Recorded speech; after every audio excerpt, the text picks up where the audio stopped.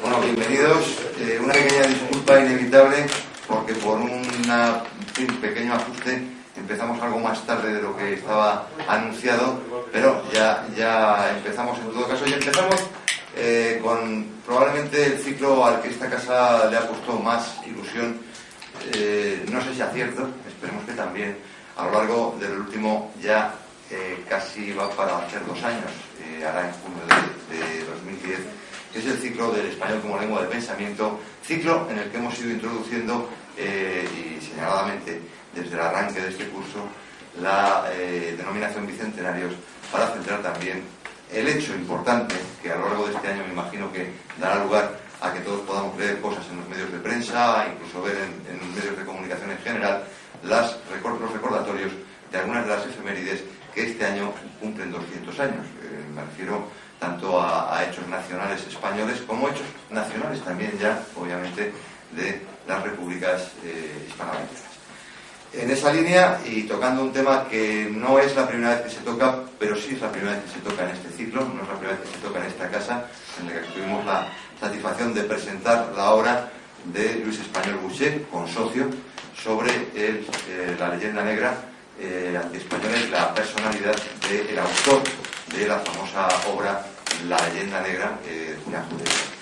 Sobre el tema nos va a hablar Víctor Llano, conocedor bueno de Cuba, el tema es la leyenda negra en Cuba, y autor semanalmente de una columna en Libertad Digital sobre tema normalmente y fundamentalmente cubano. También, como siempre, nos acompaña alguien de la entidad, y en este caso su vicepresidente, Pedro Insúa, de la entidad con la que trabajamos este ciclo, que ya digo, para la casa ha sido sumamente ilusionante, porque quizás la reivindicación del español, precisamente como riojanos, es para nosotros algo más que una mera referencia cultural, sino algo que tiene que ver muy directamente con La Rioja.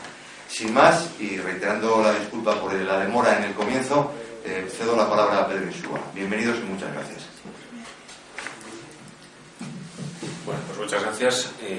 Para mí es un verdadero placer presentar a Víctor Llano, la personalidad que tenemos delante, un gran conocedor de Cuba, su lugar natal, de familia asturiana, pero sin embargo vuelto a España, prácticamente expulsado de Cuba con motivo de la cristalización del castrismo en Cuba, del socialismo castrista, vamos a llamarlo así. En cuanto a que a su familia recibió, digamos, el impacto negativo de esa revolución, al tener que abandonar un negocio familiar en Cuba y regresar a España. Entonces, digamos, pues que es directamente una personalidad que ha sido perjudicada directamente en carne propia por el castrismo, ¿no? Eso tiene una perspectiva interesante al respecto y de la que seguramente algunos detalles mostrará en su ponencia.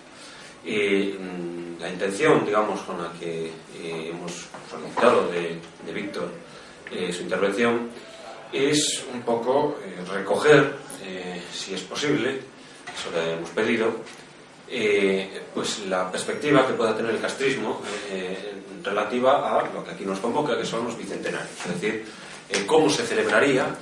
Claro, en el caso de Cuba el bicentenario es dentro de 90 años, 89 años, bicentenario de su emancipación, pero sin embargo, como se trata de una de las naciones hispanoamericanas que se emancipan y además que arroja quizás una de las que más noticias arroja probablemente en la actualidad, ¿no?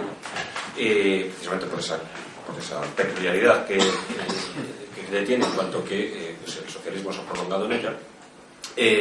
¿Cómo sería, cómo plantearía, en qué perspectiva estaría el castrismo para plantear, digamos, el tema de la emancipación cubana, ¿no? Y hasta qué punto su discurso sería negro legendario, digamos, en plan chavista, ¿no? En plan Chávez, ¿no? Venezuela, parece claro, ¿no? El gobierno de Chávez, sostiene una perspectiva cuando ha derribado una estatua de Colón llamándole genocida, etcétera, en Venezuela, y muchos otros detalles no vamos a entrar, pero de todos más o menos conocidos. Y como sabemos, el chavismo está asociado, envuelto, o mutuamente envueltos unos por el otro, con Castro, ¿no? Esa asociación Castro ha manifestado muchas veces, en reiteradas ocasiones, tampoco de una manera muy patente, y esto es un poco lo que daríamos a Víctor, entre sacase, digamos, pues esa perspectiva. Pues ha reivindicado el indigenismo, ¿no? Delante del Papa, por ejemplo, en la célebre visita de Juan Pablo II a La Habana, pues Castro reivindicó el indigenismo como componente de la nacionalidad cubana, ¿no? Esencial de la nacionalidad cubana. Y entonces, en esa tesitura, digamos, ideológica, que el socialismo pues sigue manteniéndose allí, pues yo creo que Víctor está una personalidad que está en muy buenas condiciones para hablarnos de este asunto, ¿no? Es decir, en Libertad Digital publica pues periódicamente pues asuntos relativos a pues todos los entresijos, las corruptelas, las corrupciones, los elementos, los componentes de ese sistema socialista, en general desde una perspectiva liberal y en general desde la perspectiva de la denuncia sobre sus abusos en líneas generales. Pero bueno, yo creo que pues una persona que está desde el año 2001, ¿no? Desde el año 2001, dedicada a temas cubanos, yo creo que pues, es una perspectiva privilegiada para que podamos asistir para hablarnos de ese asunto. Entonces, digamos que lo que nosotros buscábamos era cómo plantearía la ideología castrista pues el tema de la emancipación de la europea. Esto es un poco la perspectiva. Así que muchísimas gracias por adelantado a Víctor. Víctor además es amigo y con mucho afecto en mi caso, y para mí pues es un placer poder presentarlo y explicárselo a ustedes. Será un placer poder escucharlo. Muchas gracias.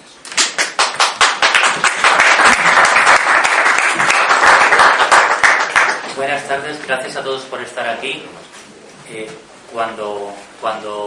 Gracias a los dos Pedros, cuando Pedro Insúa me habló de la posibilidad de dar esta charla, yo ya le expliqué que yo no soy ni un historiador, ni un filósofo, yo soy un periodista que bastante tengo con no meter la pata más de la cuenta.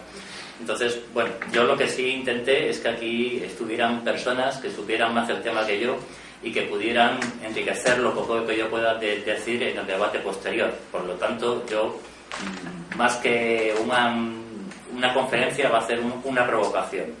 Una provocación que va a intentar responder a tres cuestiones fundamentales, a tres preguntas. ¿A corto o medio plazo tiene alguna posibilidad de éxito el discurso indigenista que Fidel Castro pronunció cuando recibió a Juan Pablo II en 1998? ¿Tiene alguna posibilidad de éxito en Cuba ese discurso? ¿Existe la nación cubana hoy? ¿Existe? Y si existe o no, suponiendo que exista, ¿quiénes la integran? ¿A corto o medio plazo los patriotas cubanos podrían adoptar como modelo la última gesta española? En Cuba se ha vendido como la última gesta española la transición. ¿Sigue siendo para nosotros una gesta? Yo como cubano y español, quiero para Cuba el resultado de la transición española? Bueno, pues voy a intentar provocar el debate sobre estas cuestiones. Y como guión me va a servir el discurso del Papa ante Wojtyla en enero de 1998. Santidad. La tierra que usted acaba de besar se honra con su presencia. No encontrará aquí aquellos pacíficos y bondadosos habitantes naturales que la poblaban cuando los primeros europeos, no dice españoles, dice europeos, llegaron a esta isla. Eran pacíficos, eran pocos, eran muy primitivos, no representaban un gran peligro para los conquistadores. La brutalidad, que yo creo que negar la brutalidad de la conquista sería tan absurdo como exagerarla, no tuvo que ser más que en otros territorios de América. Yo creo que tuvo que ser muchísimo menos. Continúo con lo que dice este artista al Papa. Lo de santidad ya llama la atención, ¿no? Santidad. Por una vez no apareció con el disfraz militar, sino con una terna que podía comprarle perfectamente en Armani. Continúa Fidel Castro. Los hombres fueron exterminados casi todos por la explotación y el trabajo esclavo, que no pudieron resistir. las mujeres convertidas en objeto de placer o en esclavas domésticas. ¿Objeto de placer? Yo no conocía ningún indígena en Cuba, ningún descendiente de indígenas en Cuba. Si hubieran sido objeto de placer, con tanto como defiende Fidel Castro, hubiera habido alguno, quedaría alguno. Yo no recuerdo haber visto a indígenas en Cuba.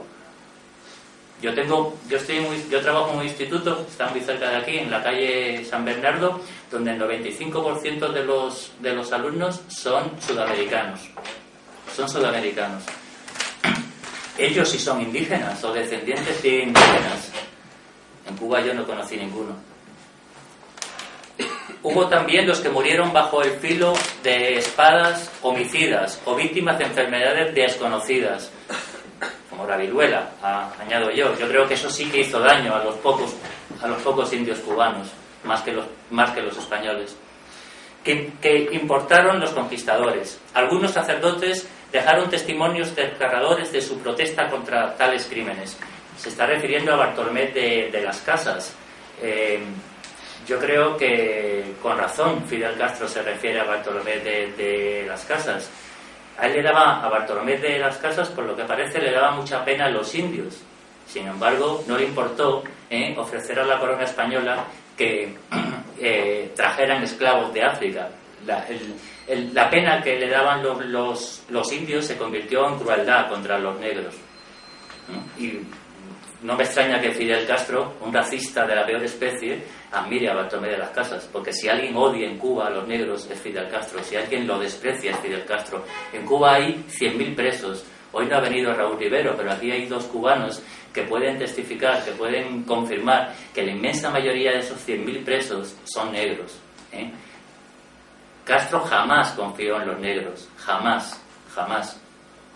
Castro odió a los negros desde el principio y los sigue odiando. Que Fidel Castro se convierta ahora en defensor de los negros demuestra que es imposible que el discurso de Fidel Castro tenga algún tipo de éxito en Cuba. Además, yo creo que exagera. Ellos hicieron un considerable, los negros, aporte a la composición étnica y los orígenes de la actual población de nuestro país, donde se mezclaron la cultura, las creencias y la sangre de todos los que participaron en esta dramática historia. Sin duda dramática, y él ha ayudado a que la historia de Cuba sea dramática, sea más dramática todavía. La conquista y colonización de todo el hemisferio se estima que costó la vida de 70 millones de indios. Si en Cuba había 3.000, es imposible que hubiera en América 70 millones de indios. Imposible. Lo que pasa es que, bueno, este es como mentiroso compulsivo y el Papa no le iba a contestar, claro. Y la esclavización de 12 millones de africanos. 12 millones de africanos existían. Fue mucha la sangre derramada y muchas las injusticias cometidas, gran parte de las cuales bajo otras formas de dominación y explotación, después de siglos de sacrificios y de luchas, aún perduran. Cuba, en condiciones extremadamente difíciles, llegó a constituir una nación. Esto lo dice él. Hay quien niega que Cuba fuera nunca una nación de hombres libres. Hay quien lo niega. Yo creo que sí lo fue en algún momento, entre otros cuando coincidió con la Constitución de 1940, que duró muy poquito. Luchó sola con insuperable heroísmo por su independencia. Sufrió por ello hace exactamente 100 años un verdadero holocausto en los campos de concentración. Yo creo que aquí Fidel Castro sí tiene razón. Hubo un general español, un tal Weyler, mucho después de la leyenda negra, que lo que hizo en Cuba fue un nazismo, ¿no? Concentró a a millones de campesinos cubanos para que no se sumaran a los que luchaban por la independencia, y hizo una barbaridad espantosa. En España nos venden esa barbaridad como una exageración de los Estados Unidos. Yo creo que no, que la brutalidad de Weyler es evidente. Yo creo. Aquí hay cubanos que después podrán confirmarlo o negarlo.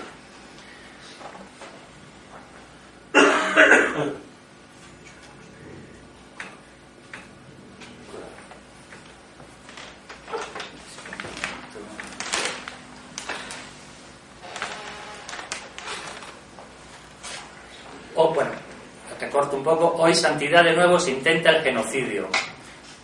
pretendiendo rendir por hambre, enfermedad y asfixia económica total a un pueblo que se niega a someterse a los dictados y al imperio de la más poderosa potencia económica, política, militar de la historia, mucho más poderosa que la antigua Roma, que atrozmente que persiguió a los cristianos culpándoles de lo que nunca habían hecho.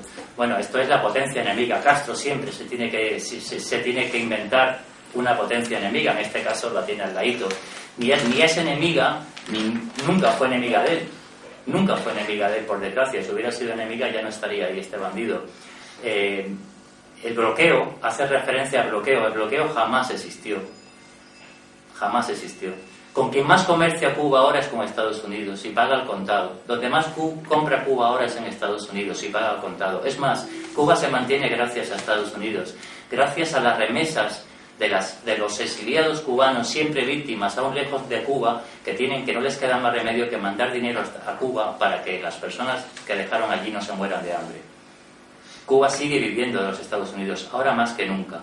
Ahora más que nunca.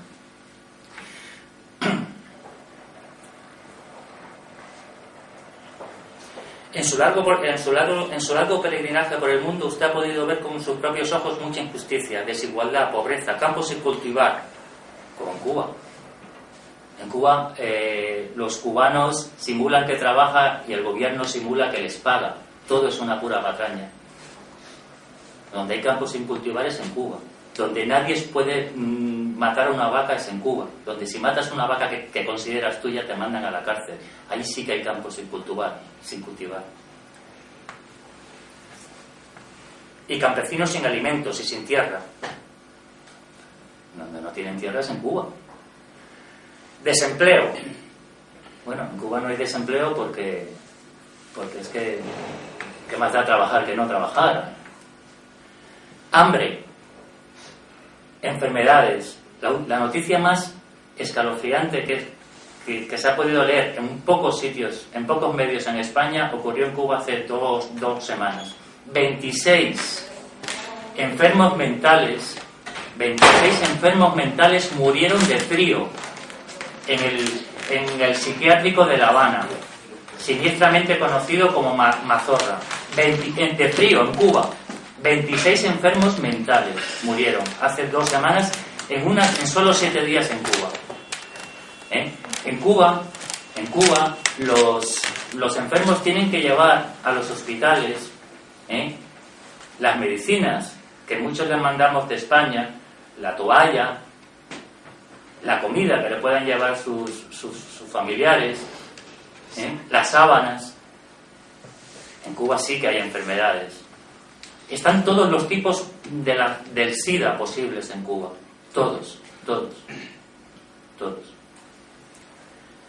Analfabetismo. Esto sí que es una experiencia personal mía. Entre los alumnos que tengo sudamericanos tengo a un chico cubano. Es negro, zaino, negro, triste y el más ignorante de todo el instituto. Me comentó, hace 2 años estudiaba en Cuba, me comentó cómo estudiaban allí. En vez de tener profesores, tenían un televisor. Cerraban la puerta y el profesor, que es responsable de un pasillo donde había varias clases, pasaba por allí y miraba a ver si estaban quietos o no. No sabe nada de nada. No sabe nada y no va a saber nunca nada porque ya llega tarde. Yo lo entrevisté para Libertad Digital a un cirujano cubano, una de las personas más valiosas que he conocido desde que estoy en España siendo cubano, ¿no? Este señor me contó que a él le hicieron operar sin haber estudiado cirugía. Le mandaron a África, primero a Venezuela y después a África sin haber estudiado cirugía y intervino quirúrgicamente sin ser cirujano. Fidel Castro, que le habla aquí al Papa de la prostitución infantil, que en Cuba lo que hay es prostitución infantil, prostitución adolescente. En Cuba se saca a los alumnos, hace poco lo pusieron en un reportaje que emitió Telecinco, de los institutos para que se prostituyan por menos de nada con extranjeros que van allí a por menos de nada servirse de su sufrimiento, entre ellos muchos españoles. que aquí les avergüenza ir a una casa de putas y allí no. Allí se creen Don Juan en La Habana porque una chica cubana se presta a ir con ellos para entrar o por unas medias, ¿no? Entonces, que Fidel Castro, que alguien puede creer el discurso indigenista de Fidel Castro mezclado con todas estas patrañas sobre la sanidad. Mi madre paga pocos impuestos en Madrid porque cobra una pensión y no pagará nada más que cuando compra el pan. Pagará. Bueno, mi madre le está pagando el médico a Fidel Castro. El médico que salvó la vida de Fidel Castro es un tal García Sabrido, un cirujano importantísimo, amigo de él y de su familia, funcionario a quien yo sí le pago impuestos, que trabaja en el Gregorio Marañón. Gracias a él vive Fidel Castro. Cuando se puso tan enfermo hace 2 años, le tuvo que pedir medicinas a su odiada Esperanza Aguirre. Y no le importó pedirle medicinas a Esperanza Aguirre. Medicinas que Esperanza Aguirre le regaló, por supuesto, pero yo no se la pago. Esa es la sanidad cubana. Esa es la sanidad cubana. Eso es lo que presumió Fidel Castro delante del pueblo. Dice que allí en Cuba no va a encontrar discriminación por razones de raza. Si alguien odia, o de sexo, si alguien odia a los negros cubanos, ya lo dije antes, es Fidel Castro. Los odia, los desprecia y les asusta. Dice que en Cuba no hay discriminación por sexo. 2 cubanos que estamos aquí y yo conocimos a un poeta cubano que se llama José Mario. Este señor estuvo encarcelado en las siniestras UMAP, que son unidades militares de ayuda a la producción, donde encerraron a los testigos de Jehová, a los homosexuales y a todos los que tenían pinta de desafectos. Los batiblancos también. Los batiblancos. Sí, es una evangélicos, afro-cristiana.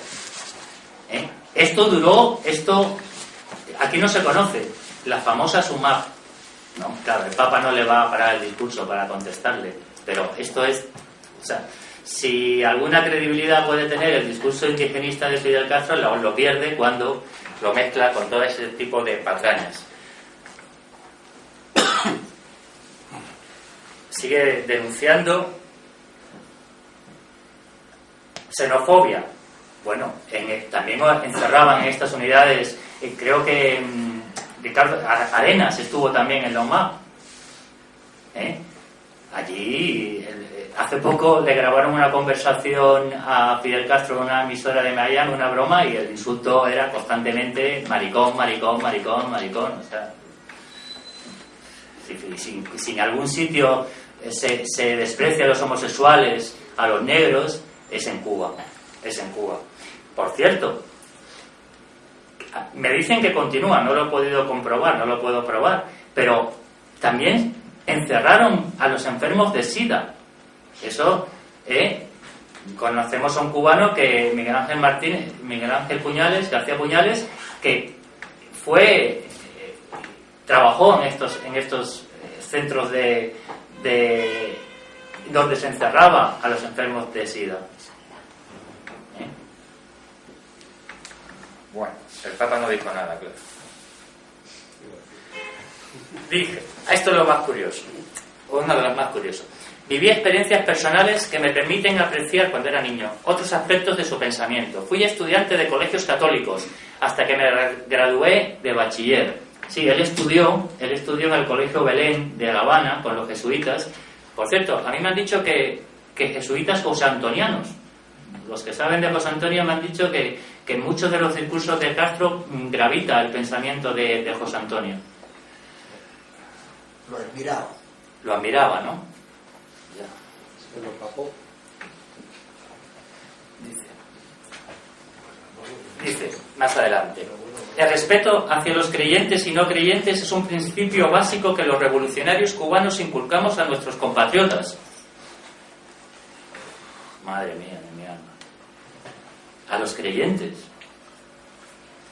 Si lo único que hizo fue acabar con cualquier vestigio de ahora intenta recuperar algo, pero lo único que hizo fue perseguir a la Iglesia Católica, a los colegios que eran católicos, a los colegios religiosos. Fue lo que primero en lo que primero se empeñó.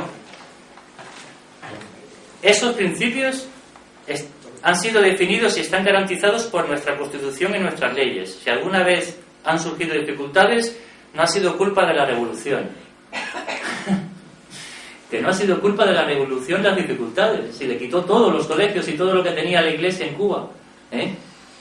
Si solamente se mantuvo allí gracias a mi modo de ver, un cobarde, como es el cardenal de La Habana, Jaime Ortega. Para mí un cobarde de la peor especie, cobarde entre los cobardes. Jaime Ortega. Albergamos la esperanza de que algún día en ninguna escuela de cualquier religión, en ninguna parte del mundo, un adolescente tenga que preguntar por qué no hay en ella un solo niño negro, indio, amarillo o blanco. Si tú fuiste el primero que acabaste con todo, que te burlaste de todos ellos, que los despreciaste, que no hiciste nada por ellos. Los pobres, en el 59, los que estaban medianamente bien ahora son pobres, y los que eran pobres son mucho más pobres que eran entonces. Fidel Castro no puede mantener, ningún negro ningún negro que pueda discutírselo va a soportar su discurso en favor de los negros. Respecto, bueno, ya he comentado los alumnos sin profesores, lo de Mazorra, lo del pueblo instruido. El pueblo cubano no es un pueblo instruido. Esta misma mañana un compañero mío me decía, me hablaba del éxito de la educación en Cuba.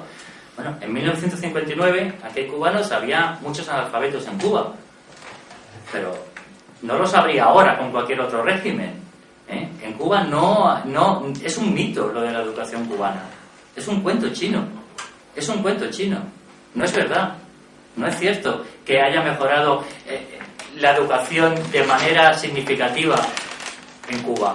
Acabó con el analfabetismo como si hubiera acabado en este plazo de tiempo del mismo modo. Yo creo que eso es una exageración. Lo del gran éxito el de la sanidad está clarísimo, y yo creo que el de la educación también, pero aquí hay cubanos que vivieron en Cuba mucho más tiempo que yo y con más madurez que yo, que podrán confirmarlo. Yo tengo aquí un apunte sobre el discurso indigenista, y esto es una experiencia mía, que claro, como experiencia yo creo que me va a costar muchísimo trabajo discutírmela a mí mismo, ¿no? Yo sí creo que en América, en algunos países, puede y ha tenido éxito y va a tener éxito el discurso indigenista. En 3 países concretos y de un modo especial: Ecuador, Perú y Bolivia. Los alumnos que yo tengo de estos países no quieren a España. Aunque lleven aquí muchos años, aunque hayan nacido aquí, no quieren a España. Sienten, no digo odio, pero sí se distancian muchísimo de España. No se sienten españoles. Esto no ocurre con los dominicanos, que son negros, por ejemplo, los que tengo, con los cubanos, que también tengo, con los venezolanos. Pero los especialmente indios no nos quieren nada. Y yo creo que es porque nadie puede negar la brutalidad de la conquista. Yo creo que ni se puede negar, como dije al principio, ni se puede exagerar como hace este mentiroso compulsivo. Entonces, después, ¿este discurso de Fidel Castro indigenista tendrá éxito en Cuba? Yo creo que no. Yo creo que nunca. No, porque además no tiene el caldo de cultivo que sí hay en Perú, en Bolivia o en Ecuador. Yo creo que en Cuba no. Yo creo que en Cuba no odian a los españoles por lo que hicieron con los indios. Para empezar, no que eran indios. Yo creo que no les odian. Yo creo que este discurso en Cuba no va a calar nunca. No va a tener ninguna posibilidad. Sí tendría alguna posibilidad el discurso en contra de la guerra, a partir de 1868, de lo que hicieron los españoles allí. Yo creo que ahí sí que hubo una brutalidad exagerada, como ya he dicho antes, por parte de la corona española, que se enteraba tarde, mal y nunca, pero que se enteraba, y de Baylor y de lo que hicieron allí. Yo creo que no es exagerado por parte de Estados Unidos ese. Aunque Estados Unidos lo haya exagerado, yo esa brutalidad sí creo que no se puede negar. Pero no, así todo, no creo el odio no creó el odio que quiere vendernos Fidel Castro. Yo no sentía, yo viví poco tiempo allí, pero yo creo que los cubanos no odian a los españoles. José Martí, el apóstol, todo en Cuba, no odiaba a los españoles y distinguía entre los españoles buenos y españoles malos. No odiaba a España. Justificaba la guerra de independencia, pero no odió a España. No era cultivo una rosa blanca, ¿no? Para el cruel que me arranca el corazón con que vivo. No, y eso y otros muchos versos. No odiaba a España. Ahora sí tiene motivos para odiar a España. Y lo voy a intentar explicar. La segunda, por tanto, ¿a corto o medio plazo puede tener éxito el discurso de Fidel Castro indigenismo? No. Yo creo que no. La segunda pregunta, ¿existe hoy una nación cubana? Sí. Sí existe. Y está presa. Está presa. ¿Está presa o está perseguida? La nación cubana la integran los disidentes cubanos, los mambices cubanos de ahora, los héroes cubanos. La nación cubana son, entre otros, voy a citar a 4 disidentes. El primero, mi admiradísimo Óscar Elías Vicente, que después quiero decir algo sobre él. Marta Beatriz Roque, por ejemplo. Antúnez. ¿Cómo se llama de nombre Antúnez? José. Bueno, da igual. José Luis Pérez Antúnez. Un negro. Este sí que es negro, no como Obama. Este es negro de verdad. Y también personas como Osvaldo Payá. Voy a hablar un poquito de estos, de estos disidentes para ver si ellos podrían esperar algo de la nación española. Óscar Elías Pizet es un médico negro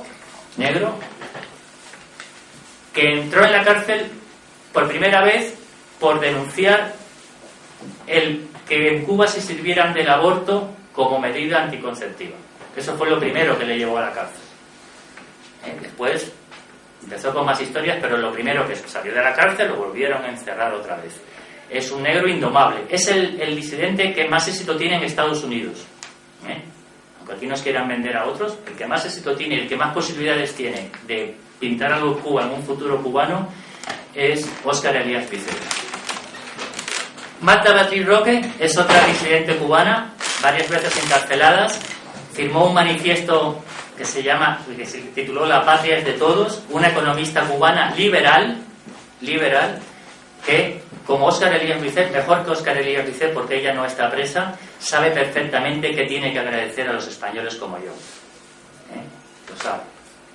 Y el otro disidente, ya hemos dicho, es Antúnez. Cada poco lo encierran, por decir solo 4, hay más, Roca, hay más disidentes, por decir estos 4. Antúnez también negro, que sabe muy bien el cariño que le tiene Fidel Castro a los negros. Y hay otro disidente que se llama Osvaldo Payá, que es más conocido en España, al cual me voy a referir después. Bueno, estos disidentes que saben, sobre todo especialmente Marta Beatriz Roque, lo que ha hecho España en Cuba, necesitan de la leyenda negra para despreciar la política española respecto a Cuba. No hace falta. No hace falta hablar de los indios o de Baylor. Si les basta para hablar de Franco, de Fraga, de propio Suárez, de Felipe González, de Aznar, de Zapatero, de Moratinos. Siempre despreciaron el sufrimiento ajeno cubano. Siempre. Nunca rompieron relaciones con Cuba. Ha habido épocas mejores o peores. Todavía me acuerdo cuando Aznar, en la última época de Aznar, que mantuvo, hasta que los echó, a 7 trabajadores, durante una semana, a un montón de trabajadores cubanos. Al final no los admitió, los mandó otra vez para Rusia. Ningún gobierno español ha hecho nada por los cubanos. Nada, nunca, jamás, nada. Otros han hecho cosas peores, como el actual. Moratinos ve a un disidente y sale corriendo, no se atreve a mirarle a los ojos. Ahora a Zapatero le toca el papel de malo, dice no voy a cambiar la política de la Unión Europea contra Cuba. Moratinos dice lo contrario. Moratinos, tan católico como el cardenal de La Habana, comulga todos los fines de semana. Tenía que irse a La Habana y comulgar con Jaime Ortega. ¿Qué tienen que agradecer los cubanos a los disidentes cubanos a España. Tienen que agradecer las inversiones españolas en la época de los 90, que cuando más lo necesitaba Fidel Castro, más dinero le dieron. Tienen que agradecer que compartan los hoteles, la propiedad de los hoteles con Castro, o los hoteles a donde no pueden entrar los cubanos que trabajan en ellos. Tienen que agradecer los cubanos a los españoles los aviones repletos de solteros de Castilla que viajaban a Cuba para acostarse con las adolescentes cubanas por menos de nada. Para ir en contra de España no hace falta el discurso indigenista. Si tenemos mucha más pretextos actuales que los que podemos tener respecto a la conquista. Y la patria son ellos. El que tiene que estar agradecido de España son los que no son la patria. Los que no tienen la potestad de la patria, los que usurparon la patria, los que la vendieron en beneficio propio, esos sí tienen que estar agradecidos a España. Pero la patria cubana no tiene nada que agradecerle a España, nada. Solamente puede reprocharle. Y la patria cubana son esos, los disidentes, que saben de la traición española, que saben de la burla del desprecio ajeno español, que saben de las inversiones españolas en Cuba, que saben de la política de Zapatero y de Moratinos. Esos son los que conforman la patria cubana, y esos son los que, si alguna vez en Cuba existe libertad, van a recordarle a los españoles como yo el primero, lo que hemos hecho en Cuba. Y ojalá nos lo recuerden. Lo que tenían que hacer con los hoteles que hay allí, copropiedad de los españoles, es quemarlos.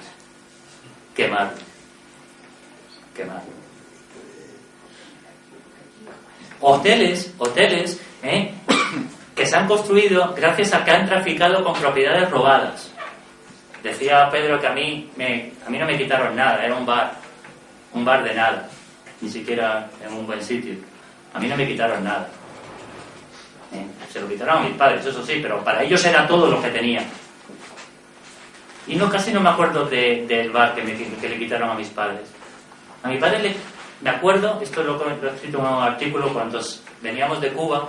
Mi padre estaba muy preocupado por mi título de primaria. Yo entonces me importaba el título de primaria. Y me acuerdo que ¿qué papeles saca usted? Y entonces mi padre enseñó los papeles, y entre ellos estaba mi título de primaria. Entonces había allí, en este caso era negro, pero vamos, un negro esclavo. Entonces mi padre le enseñó y dice, no, pero este título no lo puede sacar. Pues ese certificado de estudios de mi hijo. Sí, pues mire usted lo que hago. Y se lo rompió delante de mis padres. Mi padre callado, ni una palabra. Ahí sí, esa humillación, mire, me duele más esa humillación que vi en los ojos de mis padres, a él sí que le importaba mi título, que el bar. Que el bar. Le dijo el señor aquel, le dijo, no, es que este título se lo ha dado la revolución y la revolución se lo queda. Pues sí, pues se lo quedó. Ahora resulta que para ir a Cuba tengo que pedirles permiso. Mi mujer quería ir a Cuba antes, yo no podemos. A mí no creo que me dejaran entrar. Libertad digital no se puede leer en Cuba, por ejemplo. No se puede leer en Cuba. Hace poco escribimos, cuando los 50 años, varios artículos, y han conseguido los de la Fundación Hispano-Cubana hacer un librito pequeño, disfrazado como si fuera para niños, y meter en Cuba esos artículos. En Cuba no se permite la más mínima, bueno, ya lo sabéis todos, se persigue a los blogueros, se persigue a todo lo que se mueve, hacen bien.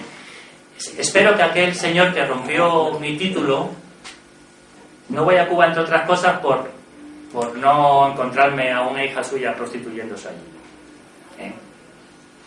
¿Qué daño les hacía mi título? Me lo dio la revolución, pero qué revolución.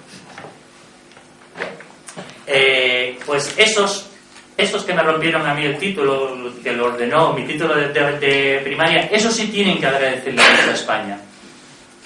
Los patriotas españoles no. Los patriotas españoles solo pueden reprocharles a España. Solo pueden reprochar el desprecio que los españoles, que los gobiernos españoles mostramos por el sufrimiento de ellos y de todos los cubanos, incluso los que simulan los que no les queda más remedio que simular ser afectos a un régimen que odian y temen.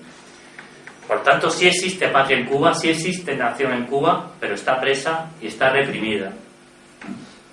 Una diferencia muy grande, por ejemplo, ya que hablamos de la nación española, en el bicentenario de la nación española, con Franco, en España, era una dictadura, pero había nación.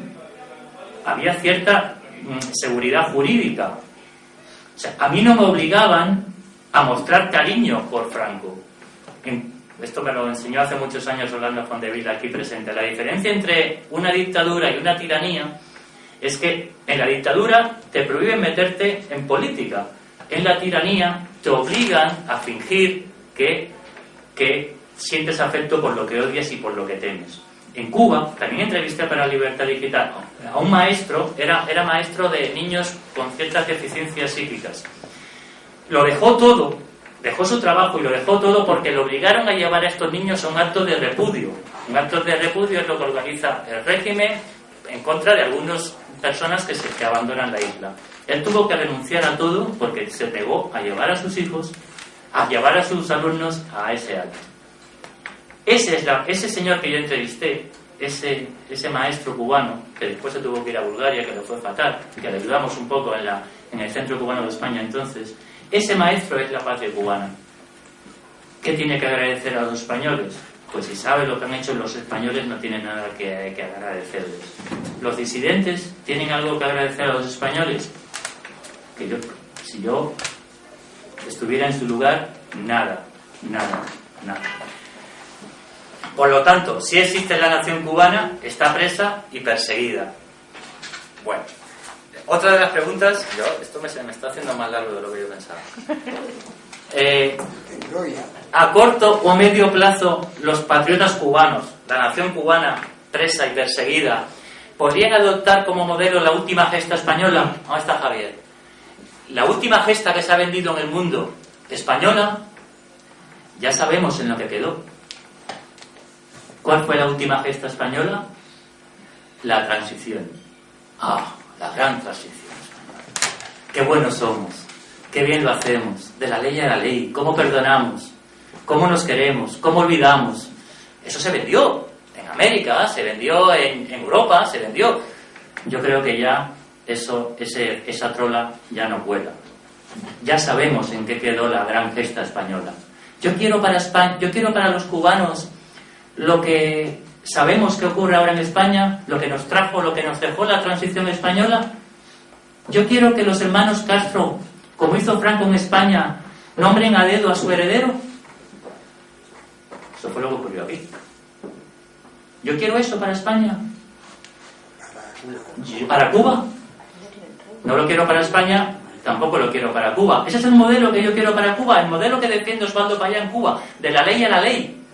Vamos a firmar aquí para que estos bandidos nos tengan en cuenta. Eso, en España tuvo mucho éxito Osvaldo Payá. Creo que ya ha perdido toda la... Porque incluso aquí se llegó a vender a este disidente del proyecto Varela como el Adolfo Suárez cubano. Creo que eso no acuajó.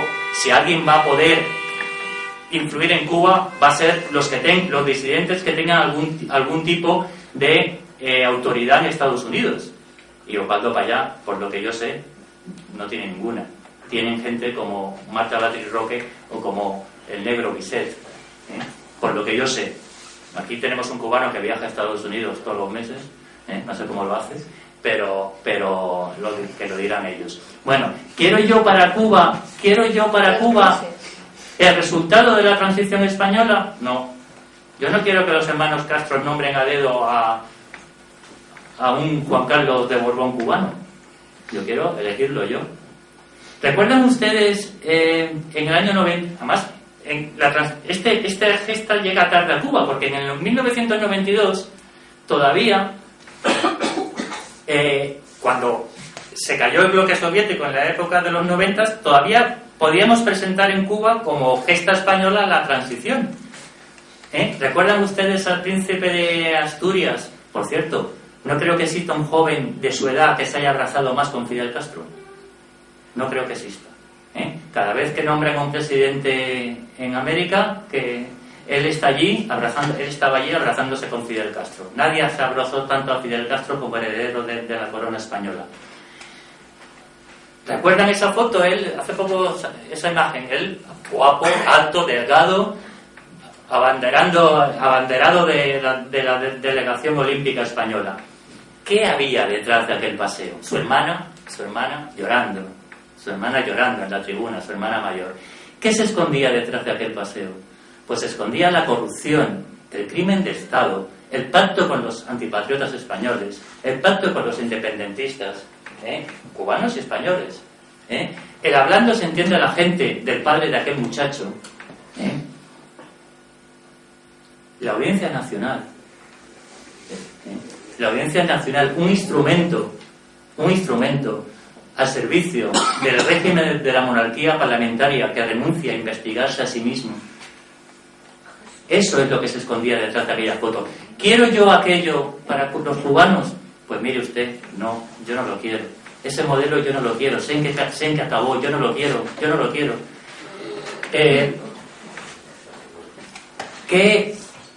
¿En qué quedó todo aquello? Pues en lo que hoy tenemos en España. ¿Quiero yo para Cuba una masacre que no se haya investigado? ¿Una masacre que se haya escondido, que se haya tapado? ¿Una masacre en el centro de Madrid que se haya escondido? ¿Quiero yo para Cuba eso? ¿Quiero yo vivir en un país donde se tapa una masacre como la del 11M? Yo no quiero para Cuba eso. Yo no creo que los españoles sirvamos para nada de modelo para Cuba, para nada. Por lo tanto, a la última pregunta, a corto o medio plazo, los patriotas cubanos ¿podrían adoptar como modelo la última gesta española? Yo creo que no. En el 92 tal vez, ahora ya no. Ahora ya no, ahora ya es tarde, ahora ya sabemos en qué quedó la última gesta española. Por tanto, si yo pudiera hablar con Óscar Elías Bicet, si yo pudiera hablar con él, yo le diría que no se fijaran los españoles y que si tuviera suerte, si pudiera, hablase con algún chileno. A lo mejor ahí podría encontrar un modelo mejor.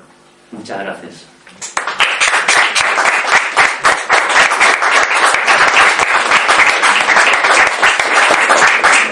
Bueno, un segundo. Yo cuando Pedro me ofreció esto, una de las cosas que yo dije que sí, es que a mí me gustaría mucho que ustedes hablaran y yo estaba soñando con dar la palabra. Así que, por favor, ¿me dejas salir a la palabra? No, pero habla tú.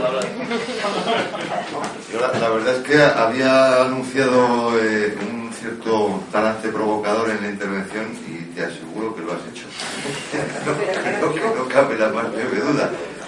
Realmente se han planteado aquí una serie de opiniones que a mi juicio son bastante discutibles en todo caso, pero bien, abramos el término para que quienes lo consideren que se puede y se debe discutir, pues vayan saliendo. Yo desde luego también tengo alguna observación que hacer, pero dejemos palabra a otros antes de intervenir. Gracias. Orlando Fontevila es el... ¿Me presento? Ah, perdón. Bueno, vamos a ver. Yo me llamo Orlando Fontevila, como ya se ha dicho. Soy hijo, nieto de 11 de mi familia españoles en Cuba. Nací allá, pero toda mi familia, padres, abuelos, todos fueron para Cuba. Aquí también está Leopoldo Fornés. Los míos eran gallegos y asturianos. Los de Leopoldo eran catalanes. Esto es Cuba. O valenciano. Esto es Cuba. Es decir, el título de la conferencia y lo que dice supuestamente íbamos a tratar era de la leyenda negra española en Cuba y en América.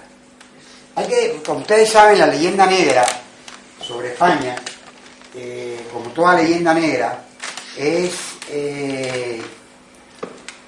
un artilugio de propaganda, una especie de guerra cultural y de propaganda que desde el siglo XVI las potencias enemigas de España generaron y lo extendieron por el mundo, poniendo énfasis y exagerando extraordinariamente la crueldad de la conquista y colonización española en América, sin exagerando, como digo, y sin ver los aspectos positivos.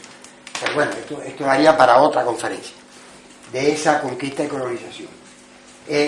Esto fue propagado, es una guerra cultural, ideológica, por los enemigos del Imperio Español de entonces, por Inglaterra en primer lugar y también por Francia. Y eso después ha sido utilizado demagógicamente por ciertos personajillos en América. Actualmente tenemos algunos de ellos que utilizan a 500 años vista, imagínense ustedes lo que ocurrió hace 500 años, cuando todo el desastre de estos países de América no tiene nada que ver con lo que ocurrió hace 500 años, sino con lo que ha ocurrido sobre todo a partir de la independencia de estos países de América. Es decir, llevan 200 años de independencia, menos Cuba, que solo lleva 90. Llevan 200 años de independencia, 2 siglos de independencia. ¿Y qué han hecho con la independencia la mayor parte de esos países? Entonces, realmente es un disparate demagógico la utilización de esa vieja leyenda negra sobre España para justificar los problemas que puedan tener y que tienen muchos de estos países. No obstante, efectivamente en algunos de estos países vive de alguna manera en la población, tiene algún calado esta leyenda negra sobre España, que tiene, como decía, yo creo que lo correcto sería que no viéramos ni una leyenda negra ni una leyenda rosa. Es decir, el proceso de conquista y colonización ni fue absolutamente una crueldad sin límite, ni tampoco fue un lecho de rosas que podamos embellecer.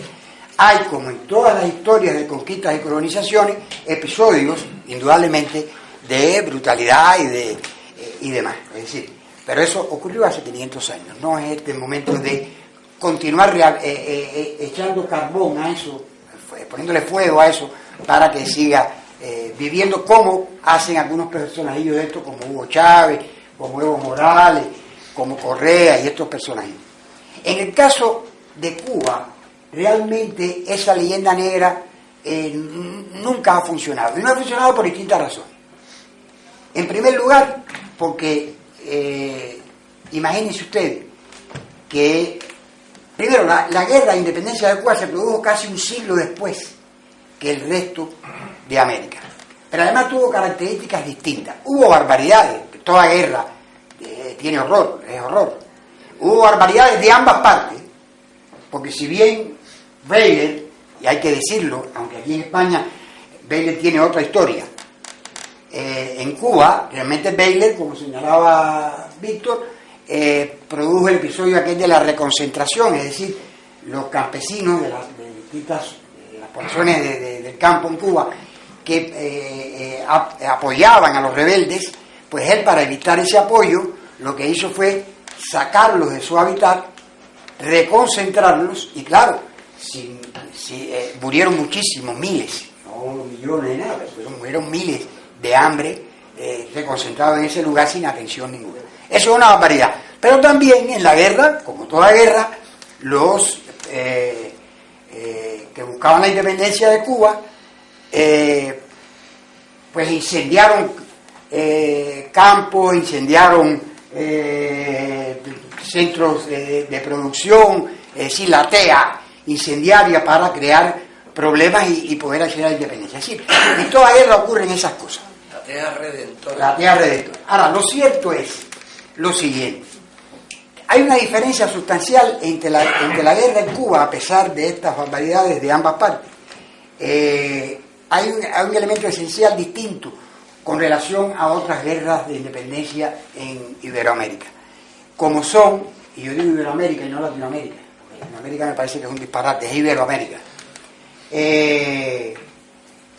Hay elementos distintos en ambas, tanto en las que ocurrieron en Iberoamérica, en Sudamérica sobre todo, como en Cuba. Y es lo siguiente, es un dato, esto es para muchos, pero esto es un dato. Por ejemplo, las proclamas de Bolívar, el libertador de todos estos países, de Venezuela, Colombia, todos estos países, las proclamas para la independencia y para convocar a la guerra por la independencia contra el colonialismo español, invitaban a destruir al español. El español era el enemigo, no había español bueno. En el caso de Cuba, José Martí, que se ha mencionado, y que ahora la semana que viene se cumple el aniversario de su natalicio, y que en Cuba, bueno, es la figura más eminente de la independencia, de la nacionalidad cubana. Martí era hijo de españoles. La madre de Martí era canaria y el padre era valenciano. Y Martí estudió y vivió aquí en España. Estudió en Zaragoza, estudió aquí en Madrid, se hizo aquí abogado, cursó también la licenciatura en filosofía y letras.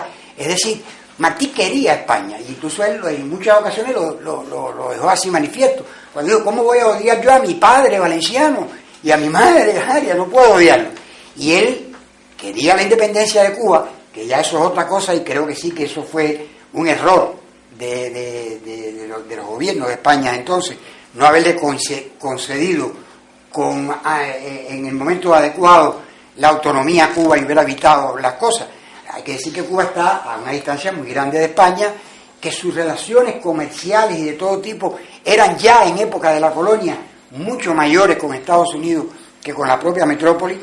Aquí lo que se hacía era cobrar impuestos y sacar todo las ganancias de ese comercio para acá, para España. Es decir, había una situación que realmente no se contempló, a mi entender, adecuadamente, y eso provocó 90 años después que el resto de Iberoamérica. Orlando, no pongo en duda y te estoy siguiendo con interés yo mismo, pero realmente está siendo excesivamente largo.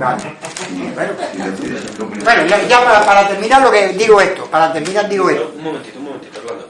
Yo creo que, a mí me parece que, tal como planteó Víctor las cosas, invitaba a que interviniesen ambos como complemento de su conferencia, no tanto como público interviniente. Entonces yo invitaría a Orlando a que continuase. Bueno, me parece a mí, tenemos tiempo. Termino. Más o menos. Termino rápidamente. Es que me entusiasmo con esta idea. Los españoles ahora. A ver. Ahora, en Cuba, ¿por qué no puede prender? En Cuba no existe la leyenda española. En Cuba se quiere a los españoles, a pesar de las cosas que dice Víctor y de el maltrato oficial en estos 50 años de dictadura castrista que hemos tenido por las autoridades españolas, sobre todo. Eso es cierto, ¿no? Y esta es una opinión mía actualmente. A pesar de eso, en Cuba se quiere a los españoles. ¿Y cómo no se les va a querer? En Cuba usted no se puede encontrar lo que se encuentra en México, lo que se encuentra en otros países donde hay cierto rechazo a los españoles. En Cuba no, y usted sabe por qué, le voy a explicar. Fíjense si en Cuba fue distinto todo. Cuando Cuba se independiza de España, en 1898, después hay una breve intervención norteamericana allí, y en 1902 Cuba ya accede plenamente a la independencia. De 1902 a 1930 aproximadamente, fueron 800.000 españoles para Cuba, amén de los muchos soldados españoles que se quedaron en Cuba, que pelearon primero contra la independencia y después se quedaron, nadie los persiguió, se quedaron allí, y fueron 800.000, entre ellos mi padre, mi tío y mis abuelos. Para allá, 800.000, para una población entonces de alrededor de 2,5 millones, 3 millones de habitantes. Imagínense el peso demográfico que tenía la presencia española en Cuba ya en el siglo XX. Un peso enorme. En Cuba es muy difícil encontrarse a alguien que no tenga algún ascendiente español. Entonces, bueno, ahora se está demostrando con esta locura de la ley de memoria histórica y esas cosas. Hay 250.000 solicitudes en Cuba. 250.000. Es decir, ya termino. Ni leyenda negra ni leyenda rosa. La historia es como es la historia y como ha sido, con sus aspectos buenos y sus aspectos malos. Pero repito, no creo que esa leyenda negra ni ha existido ni va a tener posibilidades de existir en Cuba por estas razones y otras más que pudiéramos decir. Y terminé.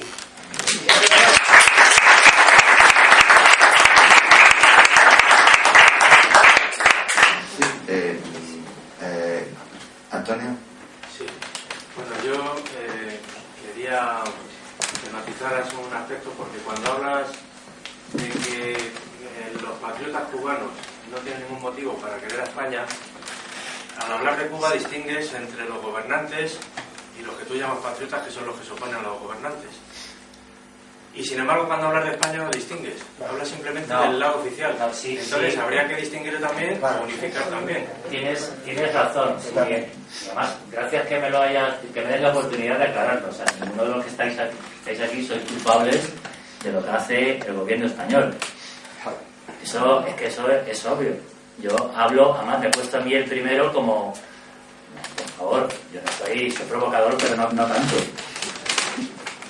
En cualquier caso sí tengo que decir algo, y bueno, tampoco se anuncian mucho, pero Orlando y Leopoldo Fornés, un historiador cubano que está aquí, a los tres nos consta que sí se convocan cada poco tiempo algún tipo de manifestación o de concentración para denunciar lo que hace el gobierno español en Cuba, y quitando la última así más o menos importante que hubo, que estaba nevando, por cierto, son muy pocos los españoles que se suman.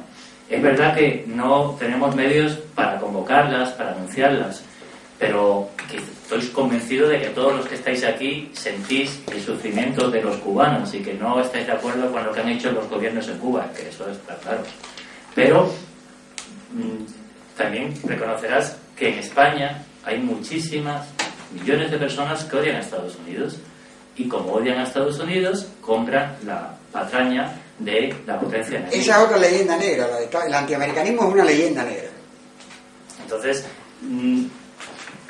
yo no puedo ver con buenos ojos los aviones repletos de españoles para viajar a Cuba, para hacer lo que hacen allí. Yo no lo puedo ver con buenos ojos eso. Yo me sentiría un miserable si no denunciara eso. Y no culpo, aquí ninguno tenéis pinta de hacer eso. Y tú tampoco, Antonio. Sí. Bueno, yo la verdad es que sí quería haber dicho una cosa, porque, y sabiendo que hay un historiador, a lo mejor dirigirme más bien a él. El problema, y yendo a lo que es la parte primera, porque luego al final creo que se distinguía en la conferencia dos partes, una en la que se hacía a partir del discurso de Fidel Castro ante el Papa un recordatorio de pues chusco, pero que tradicionalmente ha sido la leyenda negra clásica, y hacías tú una segunda leyenda negra del comportamiento de los gobiernos españoles con un final así de un poco, ya que nos dirigimos a un valenciano, de traca final, de falla, ¿verdad?, en el que realmente has sacudido a los últimos años de España con auténtica función. Pero yo me centraría en el principio, porque a mí siempre me ha preocupado y me ha inquietado un asunto. Hoy en día, si vemos el conjunto de América, ¿no?, desde Alaska a la Patagonia, es un continente despoblado. O sea, es de los de más baja densidad del mundo. Está vacío, no tiene habitantes. Mira qué grande Asia, mira qué grande subcontinentes como la India, lo pequeñita que es Europa, lo llena que está. Claro, si miramos las proporciones de población de hoy, en el que ha habido una brutal migración desde Europa, África y Asia a América, y sigue estando despoblada, y si pensamos que la mayor parte de los territorios americanos, los primeros pobladores, fueron los europeos, porque no había pobladores anteriores a ellos, como pasa también en otras partes del mundo. Los primeros pobladores no son indígenas, que no había porque no habían llegado. ¿De dónde sale esa cifra de 70 millones de habitantes que había bueno, yo he llegado a leer 100 y hasta 200 millones, ¿no? Hombre, si las proporciones, si hoy China tiene pues 1000 y pico millones, y más o menos la proporción fuera, hipotéticamente, similar en el siglo XXI arranque a lo que fuera en el siglo XV finales, pues está claro que China, sabemos más o menos la población que tenía a finales del siglo XV, y América, manteniendo la misma proporción, no podría tener la población no ya de 70, probablemente ni de 10 millones, probablemente ni de 5 millones de indígenas en toda América cuando se produce el descubrimiento. Cierto que luego el caso cubano efectivamente tiene un lado muy amargo, ¿no? En el conjunto de las emancipaciones americanas, y yo sobre eso sí quería preguntarte más en particular, o aprovechando que tenemos aquí un historiador, preguntarle a él por qué realmente el caso cubano es pintoresco en todos, ¿no? Siempre está un poco a contrapunto. Weyler aquí tiene una fama buena. Weyler es un general al que se le destituye porque está a punto de resolver, probablemente precisamente a partir de ese procedimiento, luego utilizado por otros países, en otros contextos, no hablaremos ahora de ello porque sería largo, solo que con mejores resultados, probablemente también porque la población en Cuba no era tan nítidamente independentista. La guerra probablemente generaría allí graves problemas. Pero es un país de contrastes, ¿no? La enmienda Platt en la independencia cubana es una cosa que muchos piensan que en el fondo el éxito de Castro se debe más a esa enmienda Platt, por la cual se podría haber convertido como Puerto Rico en Estado Libre Asociado, pero luego no se aplicó. Luego, curiosamente, al poder llega un terrible Batista, que es un hombre que llega al poder como izquierdista. Y es derrocado por Fidel Castro desde una perspectiva derechista. Por poner un ejemplo, por situarnos en el contexto de años 50, Fidel Castro llega al poder y lo primero que hace es expulsar a las autoridades del exilio republicano de la isla de Cuba. Franco, evidentemente, pues no lo toma mal. De hecho, las buenas relaciones entre el gobierno de Franco y el gobierno cubano de la revolución empiezan con buen pie. Y luego continuaron una magnífica andadura. Y finalmente resulta que, y eso es verdad, y algo de la denuncia que estaba haciendo Víctor, pues son más que razonables. Resulta que cuando en España se da una transición cuyos resultados tampoco me hacen a mí feliz, las cosas en su punto, yo creo que casi ninguno de los que estamos en la sala, sí que es cierto que es cuando más se ha apoyado desde España, institucionalmente, a una dictadura que no deja de ser pues una de las más feas que hay en este planeta, y que sin embargo, cierto que seguramente no en esta sala, o no en otros ambientes, o en muchos ambientes, incluso en España, pero sí que entre amplios sectores de la población tiene una buena prensa, por así decirlo. Un poco, pues, esa miscelánea que he hecho, y si me permite el profesor Fornés, de un comienzo en el que tenemos una situación, ¿qué pasa? ¿Cómo había tantos indígenas en un continente que sigue estando hoy en día vacío? Y esas peculiaridades de luego del paso del tiempo, la peculiaridad de la independencia y las peculiaridades finales de una dictadura que hoy es el modelo espejo de izquierdistas, y que sin embargo, curiosamente, empezó quizás desde una perspectiva completamente distinta. Gracias. No. Yo cuando... Antes de eso, yo también quería añadir una pregunta a la de Pedro. Cuando yo reseñé lo de que Fidel Castro fue educado por jesuitas santonianos, tú lo confirmaste con un gesto. Eso me gustaría que lo recordaras.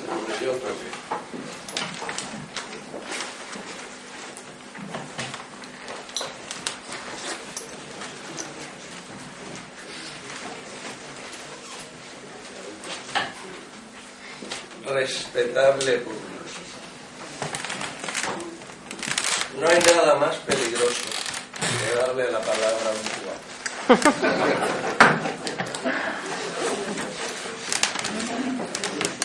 Hay uno, el hijo de un gallego, que la tiene hace 50 años. Yo pienso durar un poco menos. Tengo una serie de apuntes y anotaciones acerca de todas estas cosas. Llevo aquí la friolera de 40 años, soy el hijo de un valenciano y de una madrileña, republicanos, hazañistas, y fuimos de los que recibimos con los brazos abiertos, como muchos cubanos, la mayoría, a Fidel Castro. Al cabo de los 10 años no me quedaba nada por ver. Ayer fui feliz porque en el Ateneo del Escorial daba una conferencia sobre Antonio Pérez, el duque de Lerma y el conde duque de Olivares. ¿Y qué pasó? durante la guerra de los 30 años. Cuba aparecía apenas, muy chiquitito por ahí, cuando los holandeses atacaron en 1628 en la bahía de Matanzas. La flota española que venía con el oro y la plata se quedaron con ella, mandaron a los españoles de vuelta, no los asesinaron en una barca de Bencijada, son 100 kilómetros de vuelta a La Habana, y ellos se llevaron eso, con lo cual construyeron 61 barcos y abrieron el Banco de Ámsterdam. Die Banken van Amsterdam, se diría en neerlandés. Bueno, no he hecho más que empezar. De lo contrario, me acogería a la quinta enmienda de la Constitución americana, ya que yo soy americano, igual que este caballero, porque todos los que nacemos en América somos americanos, igual que todos los que nacéis en Europa sois europeos. ¿Sí o no? No hay de todo.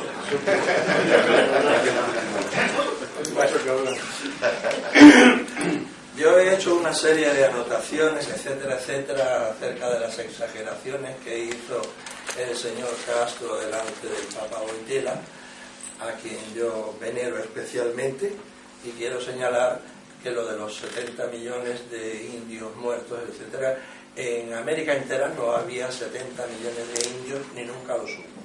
En donde más indios hubo fue en la meseta de Tenochtitlan, que efectivamente en 1520, cuando llega Hernán Cortés, habría unos 3-4 millones, y en 1530 se quejaban los dominicos y los frailes en sus escritos de vuelta a la península de que se les moría.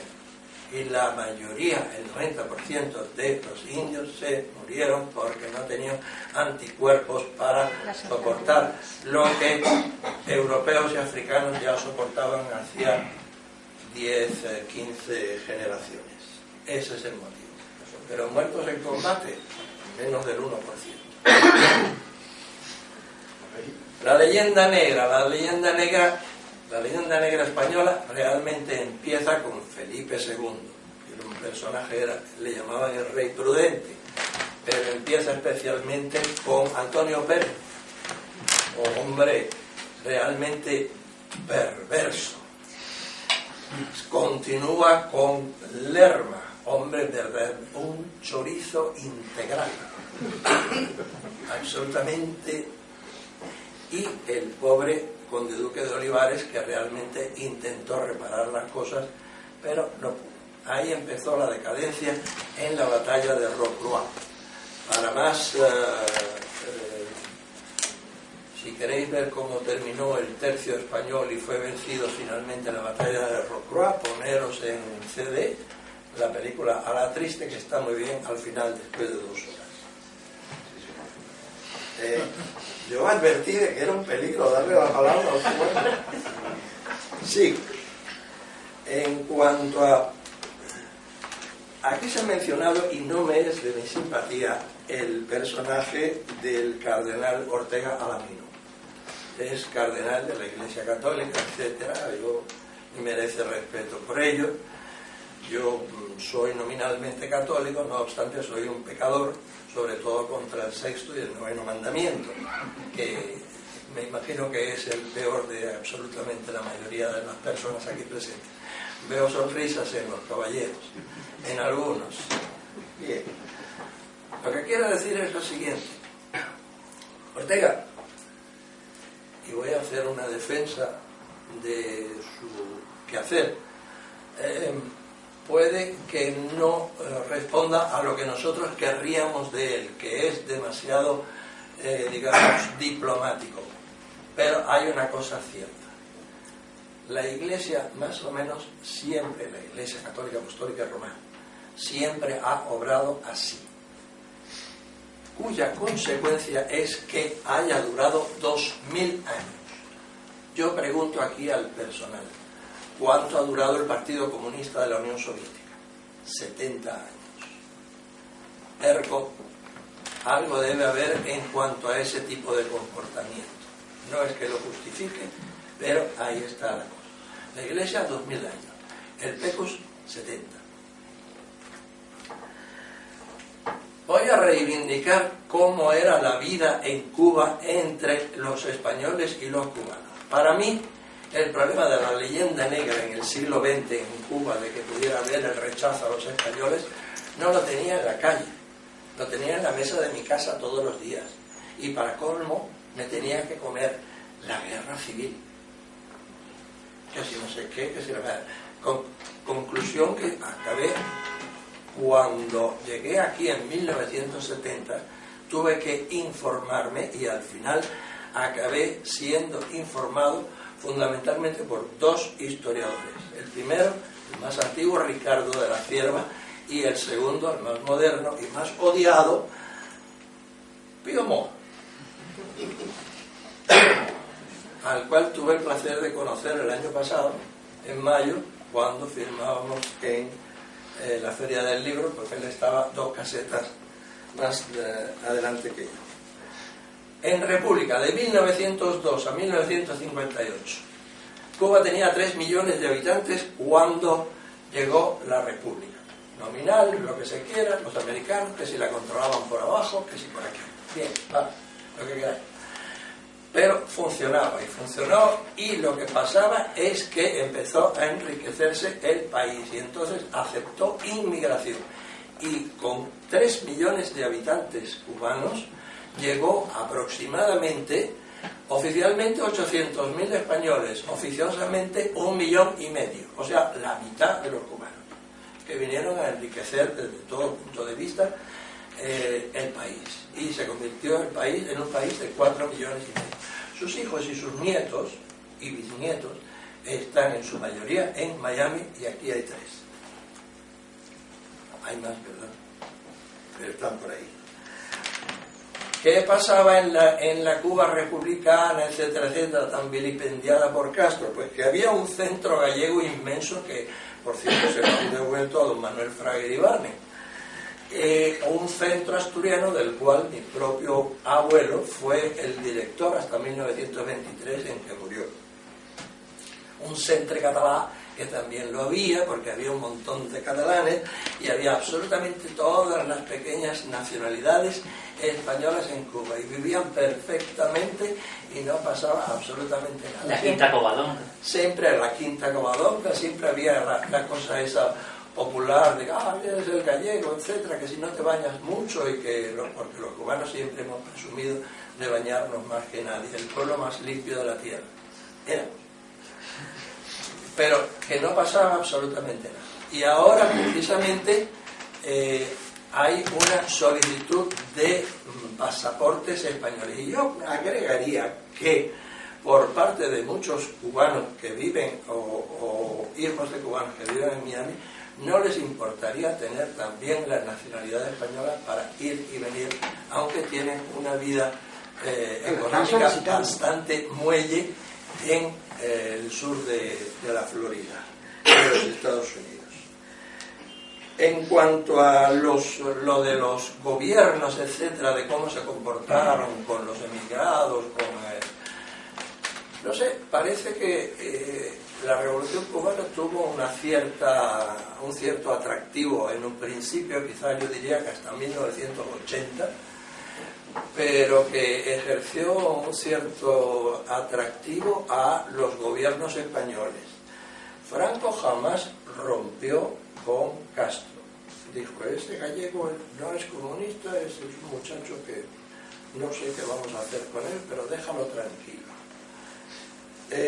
Recuerdo que Suárez fue a una primera visita que fue una gran sorpresa, con lo cual consiguió los votos del centro izquierda, etcétera, etcétera. Fue una jugada política, no obstante sacó a alguna gente de la cárcel. Felipe González también le visitó, como no, Tropicana, etcétera, etcétera. Le dio un gran gusto ver a aquellas mulatas hermosas bailando en Tropicana y todo eso. El único que realmente hizo algo y le ejerció alguna presión de algún tipo a cierto punto fue Aznar, pero tampoco se metió con las inversiones. Hay una cosa cierta por parte del pueblo cubano. pueblo cubano actualmente tiene un cierto rechazo a esas inversiones, por cuanto dice que son inversiones espurias y que lo que habría que hacer cuando venga la democracia es nacionalizar. No sé realmente qué es lo que van a hacer, pero supongo que eso ha creado una cierta animadversión. Pero una cosa es la presencia de capitales cubanos españoles en Cuba en estos momentos, y otra cosa es el visitante cubano. Hay muchos visitantes que no solo van a buscar mulatas, van a buscar otras cosas, pero hay muchos hombres de edad mediana, así como yo, que van en busca de, en fin, sexo de carácter fácil. Y quiero señalar una cosa: la mala prensa que tiene España en América en general, en América, digamos, América del Sur, incluido México, etcétera, etcétera, aparte de las atrocidades mayores o menores que se hayan cometido en la conquista hace 5 siglos. No hay nadie vivo de esa época. Lo que pasa es que hay una serie de crónicas de la época. La tiene, entre otras cosas, un historiador americano del siglo XIX que dijo realmente horrores, y fue muy popular el libro que escribió, cuyo nombre se me olvidó curiosamente, pero forma parte, creo que me vendrá poco a poco.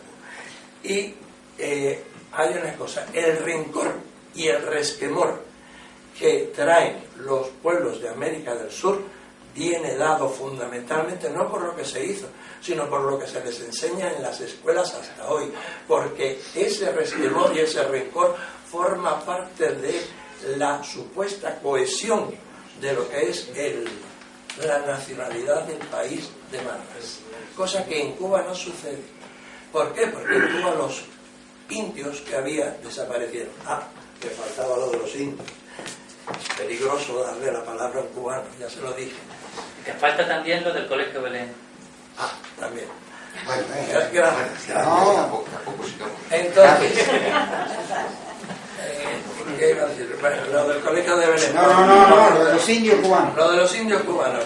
Los indios cubanos estaban en su mayoría concentrados en la parte oriental de la isla.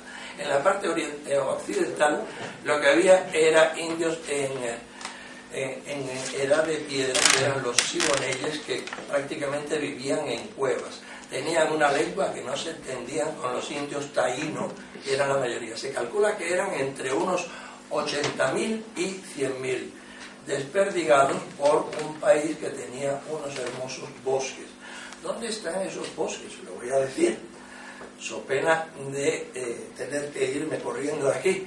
Los bosques, hermosos bosques de Cuba, están unos en las puertas del Escorial, pero la mayoría está hundido en el Mar del Norte en 1588.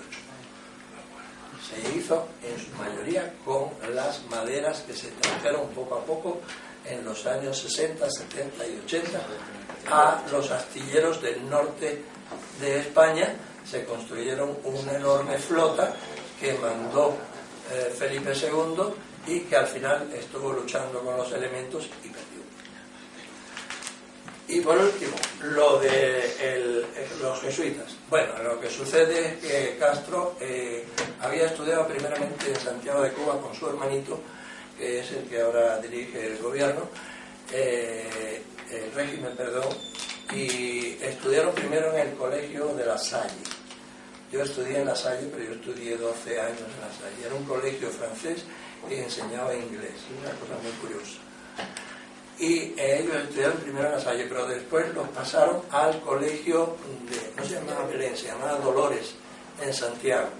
Y era de los jesuitas, y ahí hizo amistad con un montón de jesuitas, y el espíritu ignaciano le pasó a Fidel Castro completo. De ahí que sea una especie de híbrido, una suerte de cartujo marxista, lo cual es una combinación siniestra. Ahí la tenéis, 50 años con un micrófono. Eso es lo que sucede. Y claro, en la ideología no ya de Ignacio de Loyola, sino la de Primo de Rivera, el hijo de don Miguel Primo de Rivera, simplemente José Antonio, que por cierto decía algunas cosas en las que tenía razón. Aquella que decía: el señorito es la degradación del señor, y otras cosas que decía. Yo he leído a Primo de Rivera también. Entonces, simplemente, este hombre lo que tiene es una especie de indigestión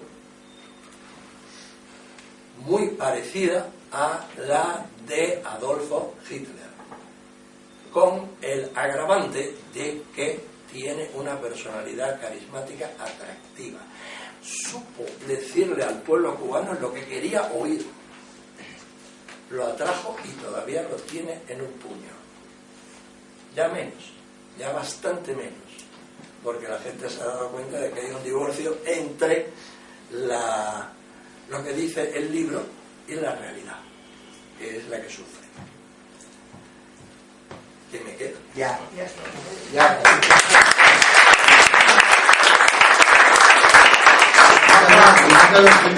Que lo provoqué yo. No vamos a salir de fiesta. Queda una palabra pedida a Javier Castro Villacañas. Sí, yo muy breve porque no soy cubano, aunque me apellido Castro, con lo cual puedo ser peligroso. Simplemente unas breves puntualizaciones. Es cierto lo que ha dicho Osvaldo Fondevila, ¿no? Es el apellido que la leyenda negra es un instrumento de manipulación histórica y política que se utilizó desde hace mucho tiempo contra el Imperio Español y que se sigue utilizando en la actualidad. Entonces ahora la cuestión no es que vuelva a surgir la leyenda negra, es que somos los propios españoles los que nos hemos asumido el papel de destruir nuestra propia patria y nuestra propia nación. Entonces lo que está sucediendo ahora en algunos países de América no es la aplicación de la leyenda negra, tal como se ha estudiado históricamente, sino que es la aplicación ya de unas políticas por parte de agitadores y políticos españoles que están actuando ahí directamente. Por ejemplo, el caso de Hugo Chávez, sabemos que está rodeado de asesores españoles, ¿no?, que están contribuyendo a su política. El caso de Evo Morales, yo lo he visto directamente en la Universidad Complutense, en la Facultad de Ciencias Políticas, cómo acude ahí para inaugurar un mural dedicado al indio Tupac Amaru, que fue degollado, destrozado en La Paz, porque supuestamente se sublevó contra el Imperio Español. La verdad es que no se sublevó contra el Imperio Español, sino que protestó porque le hacían pagar una serie de impuestos y se le aplicó lo que era la justicia que se aplicaba en América, pero que se aplicaba aquí en España, porque aquí todos sabemos cómo también se ejecutaban las sentencias de muerte que eran por descuartizamiento. Y tenemos el caso incluso del general Riego, que fue descuartizado ahí en la Plaza de la Cebada y sus restos volaron por todo Madrid. O sea, que era una forma de aplicar la pena capital a todos los que estaban bajo el imperio de la monarquía española en aquellos momentos, ¿no?, durante muchos siglos. Pero es que son españoles los que están asesorando a Evo Morales. Son todos profesores de la universidad, son todos su propio vicepresidente es español, y están defendiendo una ideología indigenista que es absolutamente absurda desde todos los puntos de vista, histórico, político, que ni siquiera es marxista, porque ellos niegan incluso el materialismo histórico más elemental, que afirma que la lucha de clases existe desde el inicio de la humanidad. Siempre ha habido clases, y la historia de la humanidad es la historia de los que tuvieron siempre la propiedad contra los que no tuvieron. Ellos inventan un paraíso indígena hasta que llegaron los españoles. Claro, la posición de Evo Morales es tan disparatada que llega a una universidad donde le recibe el rector, el decano, todo el claustro de profesores, y él afirma que no ha leído un solo libro en su vida. Y entonces luego se levanta todo el mundo y empieza a aplaudir como un gran mérito, y entonces es todo un disparate y una nueva leyenda negra a la que estamos contribuyendo los propios españoles. Los españoles somos los que nos estamos cargando nuestra patria, lo que estamos cargando lo que ha sido la obra de España en América. España es el único país donde, mientras que el español está avanzando a todo el mundo, aquí hay políticas desde el Estado, desde el poder político, que van en contra de nuestro propio idioma, en zonas del territorio nacional, cosa completamente absurda. Con lo cual, la nueva leyenda negra que se está surgiendo en América, que yo ya no lo llamaría leyenda negra, sino política anti-española, la están aplicando ciertos españoles. Es muy triste, ¿no? Y eso se está intentando extender por Chile con los mapuches, pero están siempre detrás españoles. O sea, a los propios que ni siquiera ya son indígena, que ya son todos mestizos, el propio Evo Morales, cuando él presume de ser indio, le dije yo, pero digo, pues si te apellidas Morales, ¿cómo vas a ser? Él no tiene pinta de indígena. Y habla español, no lengua. No, es que se le ve que no es, porque aquí incluso ahora los españoles tenemos la suerte de vivir y convivir con muchos indígenas que vienen de América, y se ven muchos indígenas que son auténticos indios, y ves a Evo Morales, y Evo Morales es un mestizo clarísimamente, ¿no? Aunque él presuma de indio, ¿no? Pero somos los españoles los que estamos detrás de todo eso. Entonces, ¿qué puede pasar en Cuba? Pues que serán los españoles los que harán todo lo posible, como han hecho durante todos estos años. Es que es la realidad. Esperemos que no. Bueno, pues la clase política, cuando digo los españoles, o un cierto sector de la opinión política española, que va a contribuir, como ha contribuido, a hacer imposible pues que haya una transición política hacia la libertad y hacia la democracia. Yo, cuando Víctor se quejaba de que los españoles no hemos apoyado pues concentraciones o manifestaciones en favor de la libertad de Cuba, yo me acuerdo, yo en la universidad, yo formé un comité por derechos humanos en Cuba. Entonces, bueno, a mí como siempre me han llamado fascista desde los 15 años, porque claro, enseguida dijeron que eso eran los fascistas los que estaban detrás. Claro, ni el Partido Popular, en aquellos momentos era Alianza Popular, Nuevas Generaciones, quisieron saber absolutamente nada de nosotros, porque, claro, nadie se atrevía a criticar a Fidel Castro. Entonces teníamos que ser unos locos, los únicos, que hicimos cosas como traer a Armando Valladares, que le llevamos a la universidad, salió de la cárcel después de más de 20 años, a Gutiérrez Menollo también, y entonces en aquellos actos y en aquellas actividades no estaba ni la derecha, ni estaba naturalmente ni la UCD, ni el PSOE, ni el Partido Comunista, ni estaba nadie, porque todos estaban apoyando a Fidel Castro, y todos han estado apoyando durante estos años a Fidel Castro y a su dictadura, y esto es la realidad. Y el rey también, y Franco también. Ha comentado una cosa Leopoldo, que es el tema de Fidel Castro. Claro, Fidel Castro, y yo creo que fue comunista desde los 18 años. Él se inyectó marxismo-leninismo a las venas, educado por los jesuitas. Y yo el tema de José Antonio Primo de Rivera, yo la versión que tengo es que él tiene conocimiento, cuando ya está en Sierra Maestra, que se le acerca a un periodista español, que es Antonio Delgado, que estaba también, había sido enviado por el periódico Pueblo, que era un periódico del régimen, y le entrega un ejemplar de las obras completas de José Antonio Primo de Rivera. Y es ahí donde el propio régimen franquista utiliza la sublevación de Fidel Castro y de todos sus amigos, y les venden como que es una cosa de católicos, revolucionarios, y eso impregna también en la opinión pública española, porque había aquí en colegios de monjas y en colegios de curas que rezaban todos los días el rosario y rezaban oraciones por el triunfo de Fidel Castro en Cuba. Esa es la realidad que hemos vivido aquí. Y entonces aquí se han dado cosas tan curiosas como que, por ejemplo, el Che Guevara viene a España, a la España franquista en el año 59, y pasea libremente por las calles de Madrid, va a la ciudad universitaria, se fotografía, va a Vista Alegre, a la Plaza Mayor, vestido con su uniforme verde oliva, y aquí no tenía ningún problema y estaba protegido por el régimen franquista. Y luego salen estos de la izquierda oficial progre cantando "Papá, cuéntame otra vez esa historia tan bonita de aquel guerrillero loco que mataron en Bolivia". Y luego, pues ese guerrillero loco se paseaba por la ciudad universitaria cuando no se sabe dónde estaban los supuestos luchadores por la libertad y la democracia. Bueno, estaba el loco ese, los pantalones de campana y los días de vinos y rosas, el mayo francés y todas esas historias que han vendido. 203 asesinatos comprobados con nombre y apellido. Por parte de Che Guevara.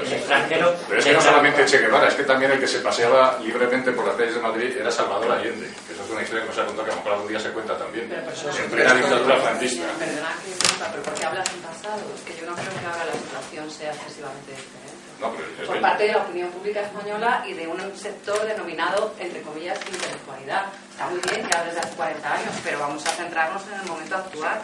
Y salvo honrosas excepciones y honrosos periódicos, realmente la opinión pública hoy día yo no considero que esté tan cambiada como lo que estás contando. Yo dudo si hoy Ernesto Che Guevara se podría pasar por Ciudad Universitaria, porque creo que sí que podría hacerlo.